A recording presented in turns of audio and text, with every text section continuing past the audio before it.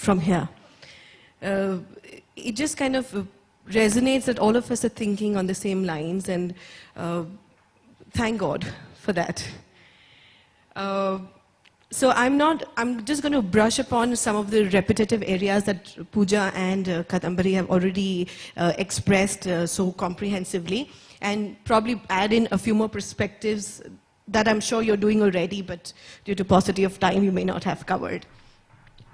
So preschool education or early childhood education, of course, is the foundation, not just for future studies, but future life as well. And if early years have been happy, we can almost assure that the rest of the years would be happy, and they would want to learn and do much more. So it's extremely important that early years are spent very, very happily, and the attitude towards learning develops right then. So, you know, even if a child cries to come to school on a Sunday, you know that is your reward, that, you know, they're wanting to come to school, and that's the note you ended on.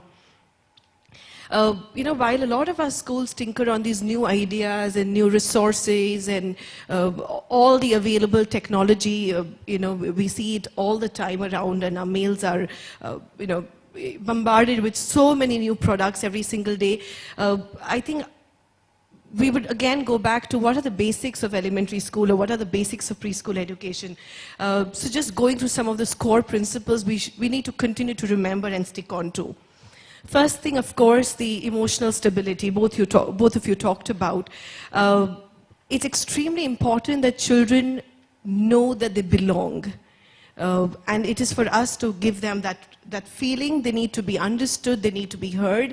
Doesn't matter which language, because when they're coming from all kinds of homes and all kinds of spaces, it's the teacher is the first face into a formal word that needs to make that connect. And that relationship building with this adult who almost, you know, replaces the mother for a bit, or the father. It's hard to find male teachers at preschool. We'd love that someday. But, you know, that's important that the teacher makes that connect so that the child feels safe and child feels wanted. And while we're showing them, I think all the actions that we have and the behavior that we manifest show that they're all equal.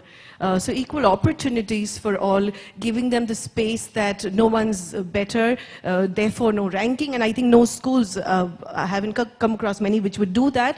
However, a small gestures of, let's say, putting up artwork, have you ensured that every child in the class can see his and her work up on the wall, where they're not chosen which is the best and which is not. You know, we actually tried this and it's worked out brilliantly. Sports is an area where competition comes a bit too early. The other things can wait. You know, if you don't do the ranking, the academic progress can wait, and you don't bring in the competition there. But sports is tough not to do that. So we kind of came up with this idea of called race at your own pace. So everyone runs and everyone wins as long as you completed the task that was in hand.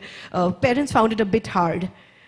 More than the kids, because kids were all happy, you know, everyone got a medal, but for the parent, very disappointing. So, you know, that whole paradigm shift to say, it's not about are you better than somebody else, but it's about did you do your job well. Of course, you know, when we're talking about literacy and we're talking about numeracy and we're talking about cognitive skills development, I'd like to emphasize upon meaning being at the core.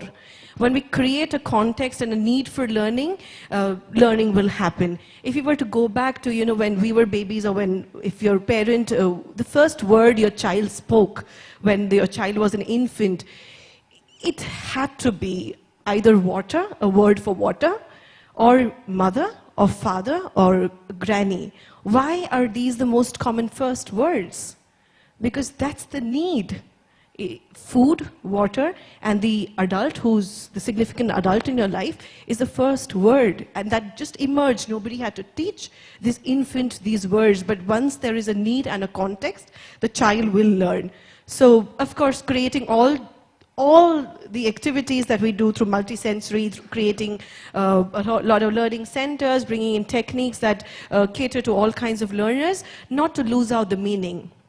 Nowadays it's really fancy to say we're activity-based and activity approach, and we have fancy names for all kinds of activities we do, chefs at work, and you talked about messy play.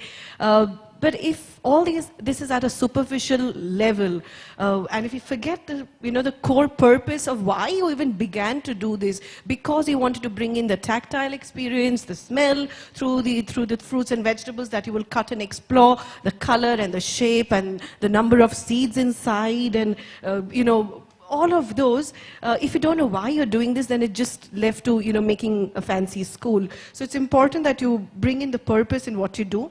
Again, thinking about, is it age specific, is it developmental stage specific?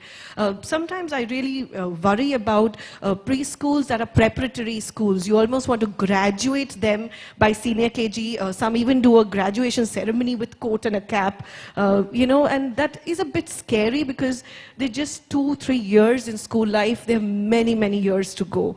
So not to hurry up, because is it really developmentally stage appropriate that they must do a certain thing then? And yes, a lot will come. You don't give them sex education when they're in class 1. You wait for a certain maturity for them to be introduced to a new concept. So just a caution on how fast one must go and not pump in too much.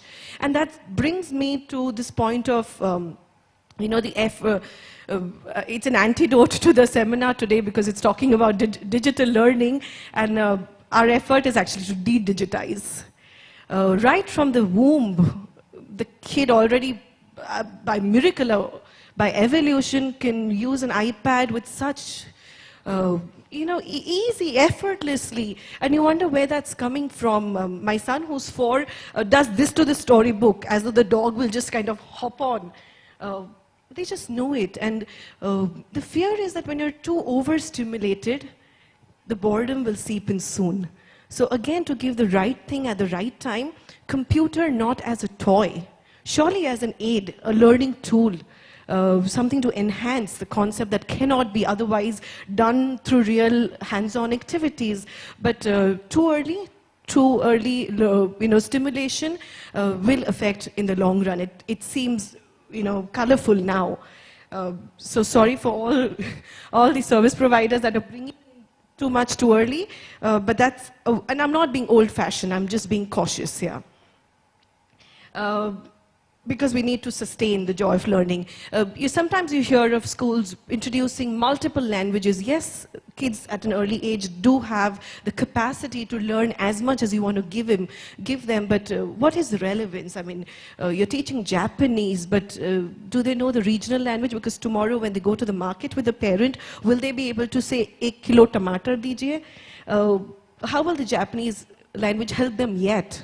Unless a little later in life, when they know that they're probably going to study abroad, join a multinational, where this language will definitely add an edge to your learning, makes sense. So sometimes we're just putting in things and not seeing the connection and the relevance into what we really need to learn.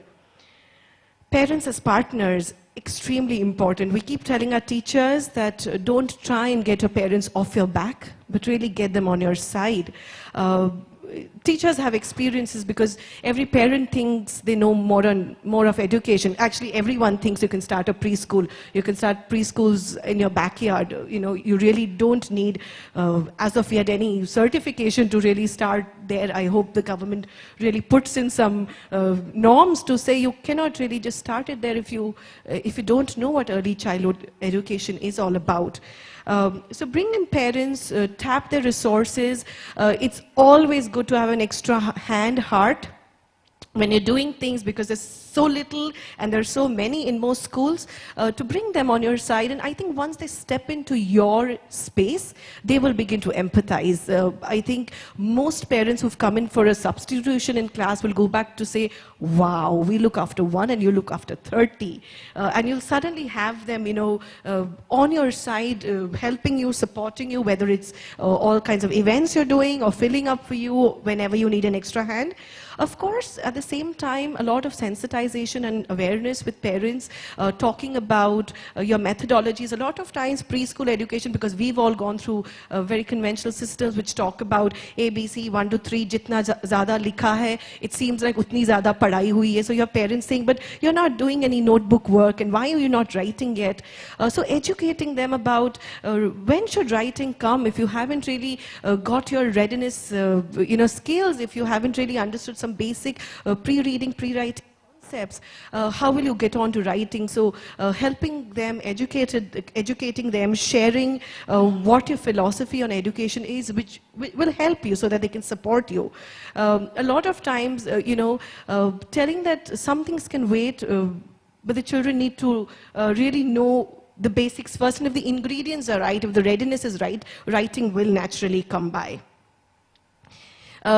Teachers, not to forget, while we're talking about what we're offering to students, the spaces we're creating, it's important to ensure that teachers also feel equally valued. Sometimes in large schools with, K to 2, the secondary senior school teachers for some reason think they are the stalwarts, everything lies on their shoulders, the school reputation.